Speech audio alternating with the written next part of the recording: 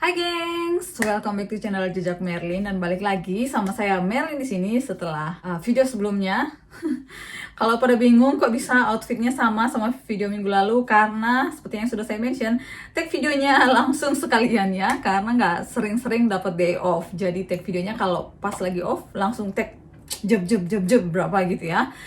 So ya, abaikan soal itu. Hari ini kita bakalan bahas salah satu topik menarik lagi, soal hidup di Australia. Kalau saya sering buka Q&A asik-asik di Instagram, makanya teman-teman yang belum follow Instagram saya silahkan langsung follow ya di bawah sini, Merlin Eling, supaya nggak ketinggalan kalau saya ada info terbaru yang nggak sempet di-upload di YouTube, teman-teman bisa tetap update. Dan paling serunya karena saya sering Q&A-an di sana, jadi beberapa hal yang saya nggak bahas di video lengkap dibahas di Q&A, biasanya ditanyakan sama teman-teman ya. So follow ya Instagramnya. Anyway, hari ini saya bakal ngebahas soal beberapa kebiasaan baru yang berubah dari saya setelah saya hidup di Australia hampir selama 4 tahun ini ya. Dari yang kebiasaan di Indonesia yang harus saya ubah setelah saya sampai di sini, atau misalnya ada kebiasaan baru yang muncul karena untuk beradaptasi di Australia. Oke, nggak usah panjang lebar, langsung aja kita bahas satu persatu ya.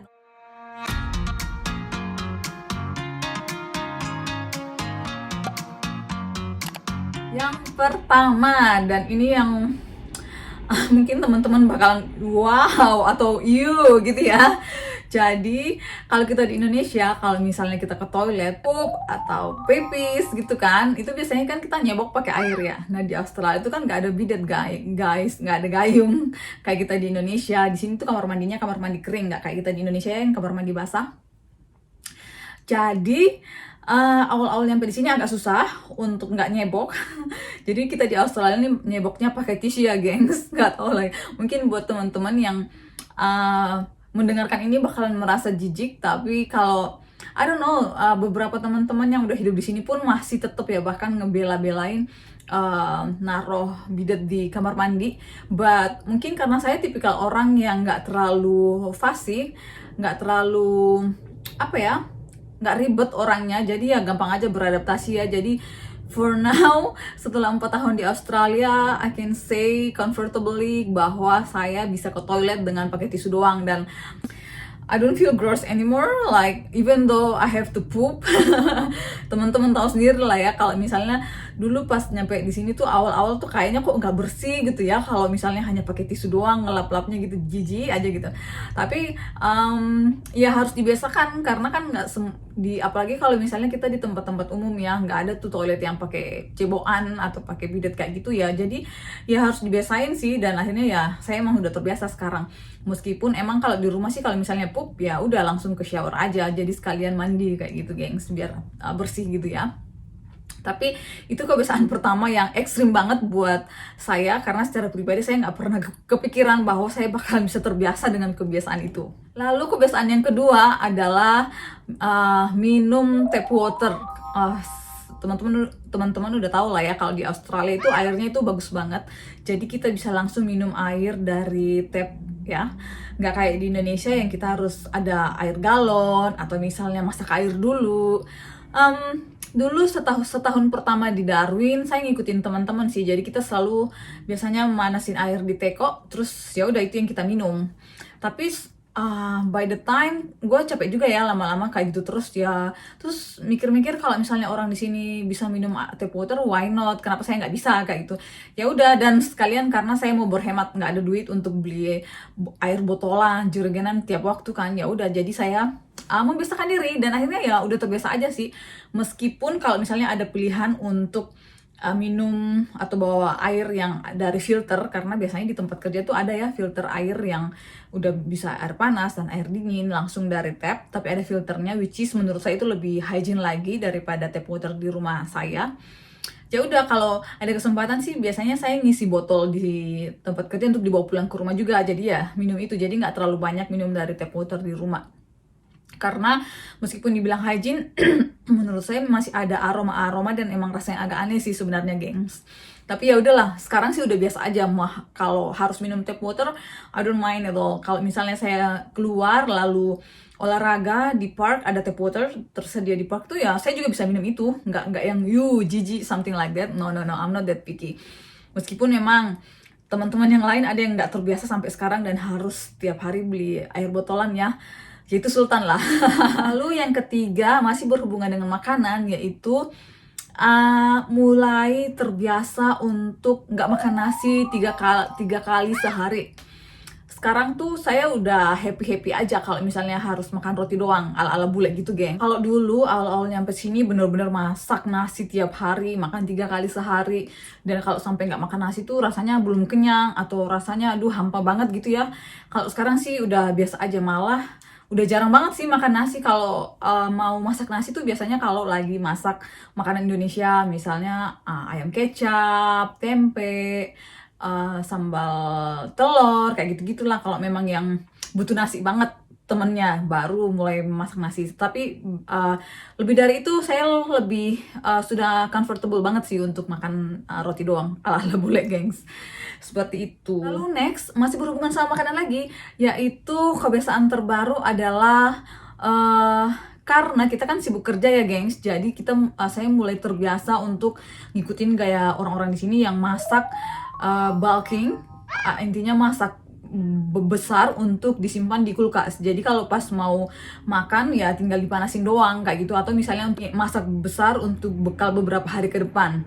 Kalau kita di Indonesia kan selalu fresh ya, masak tiap hari atau malah tiap kali mau makan, breakfast, lunch, dinner 3 kali sehari masak.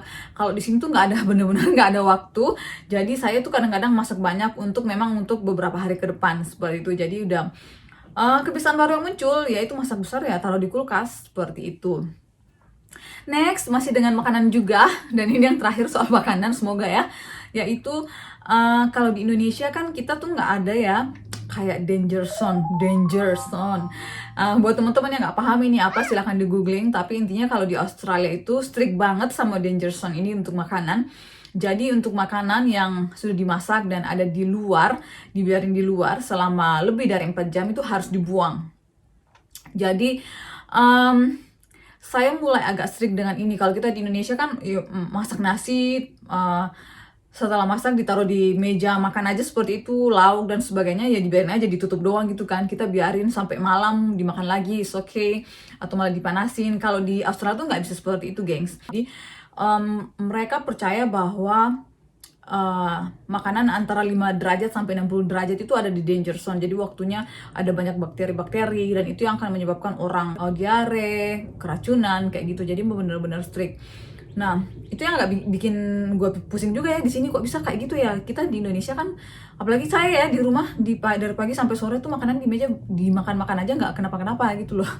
Tapi di sini ya seperti itu, gengs. Jadi saya juga udah mulai terbiasa untuk strict soal itu. Lalu yang keenam, nah ini berhubungan sama minuman ya. Kalau di Indonesia saya tuh bener-bener nggak pernah menyentuh yang namanya alkohol. Ya tau lah ya, kita di Indonesia kalau ke warung atau ke kafe ya minumnya kalau nggak milkshake, es teh yang terutama es jeruk atau jus-jusan kayak gitu. Nah kalau di sini tuh kalau kalian minum gituan itu dianggap kayak anak kecil gitu loh. Oleh karena itu, untuk demi sosialisasi akhirnya saya belajar untuk bisa minum alkohol sedikit-sedikit. Ya sejauh ini sih masih tetap nggak suka bir, dan wine pun hanya bisa minum white wine yang manis doang, which is Moscato. Teman-teman tahu yang tahu Moscato pasti paham lah ya ini kenapa, karena ini manis. Lalu yang paling sering sih kalau misalnya sosialisasi keluar kan kadang-kadang tuh dari tempat kerja ada party atau ada apa, biar nggak terlalu kagok, jadi saya biasanya pesannya lemon lime bitter. Ini opsi paling aman sih, dia nggak terlalu banyak alkoholnya tapi bukan juga minuman untuk anak kecil. Jadi ya itulah opsi paling aman sih. Jadi sekarang lebih milih untuk pesan lemon lime bitter lah kalau misalnya keluar ya untuk sosialisasi sama teman-teman. Kalau di Indonesia benar-benar nggak pernah minum sih, jadi ya itu kebiasaan baru yang muncul. Oke, next, kebiasaan selanjutnya yaitu kebiasaan dalam berinteraksi ya dengan orang-orang di sekitar. Nah, kalau teman-teman tahu saya ini kan introvert ya, jadi ya banyaknya nggak terlalu suka untuk memulai percakapan. But setelah sampai di Australia, salah satu kebiasaan yang berubah yaitu I'm starting to like nggak kikuk lagi untuk say how are you ke orang-orang yang bahkan stranger kayak gitu. Jadi kalau kita di Australia itu udah kayak kebiasaannya untuk say how are you, hey how are you, how's going, kayak gitu. Kayak semacam apa ya, so akrab sih, tapi maksudnya itu sudah kayak rutinitas yang wajib banget lu sampein ke orang kalau lu ketemu sama mereka, even stranger, karena itu cara kalian untuk bersosial, kayak sopan santun gitu lah ya. Kalau ketemu orang baru say how are you kayak gitu, meskipun ya we never know bener-bener nanya how are you atau ya just you know as long as you say how are you. Sampai kadang-kadang tuh yang ada yang I just say, misalnya ada orang ya yang ngomong duluan, hey how are you? Nah lalu saya jawab kan, nah, I'm good thanks. Biasanya kan kalau kalian jawab kayak gitu, harusnya kalian bilang lagi how are you? Harus nanya kembali kan. Nah karena saking kebiasaannya, kadang-kadang tuh meskipun saya nggak nanya how are you, mereka langsung jawab aja ya I'm good thank you. Dalam hati kadang-kadang lah, gue kan nggak tanya. Tapi ya itulah kebiasaan yang berubah ya gengs. Jadi mulai untuk yang so SKSD, bukan so SKSD sih, kayak lebih polite untuk say hi duluan ke orang kayak gitu. Jadi kalau sebelumnya sih masih awkward ya untuk say how are you ke orang yang baru ketemu, tapi ya by the time udah terbiasa aja sih seperti itu. Lalu kebiasaan selanjutnya yang berhubungan sama berinteraksi ini yaitu soal, pernah saya mention, yaitu mulai terbiasa untuk menyapa orang. Kayak misalnya saya nggak tahu namanya ini, hi sweetheart, kayak gitulah intinya. Hey honey, how are you? Kayak gitu-gitulah. So sapaan so akrab biar kayak akrab gitulah intinya. Kalau dulu kan agak merasa kikuk ya, kok lu manggil gua darling or sweetheart, honey kayak gitu kan rasanya kok agak lebay ya. Tapi ya itu salah satu tips atau trik orang-orang manggil kalian honey, sweetheart kalau misalnya mereka mau being polite tapi lupa nama kalian. Kalau di sini kan harusnya kita nanya, hi Merlin, how are you? Tapi kalau misalnya lupa namanya ya udah, hi honey, how are you? Or hi sweetheart, how are you? Kayak gitu-gitu sih.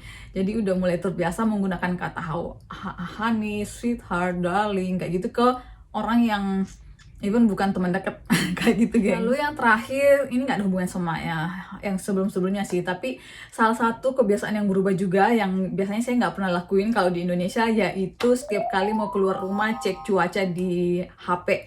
Atau misalnya sebelum bikin planning, oh ya tomorrow I'm gonna go somewhere or I'm gonna go there, selalu lihat dulu cuaca ini gimana ya, bener nggak nih. Kalau misalnya planning mau ke pantai, ini besok hujan nggak nih, kayak gitu. Karena setepat itu perkiraan cuaca di app handphone kita gengs.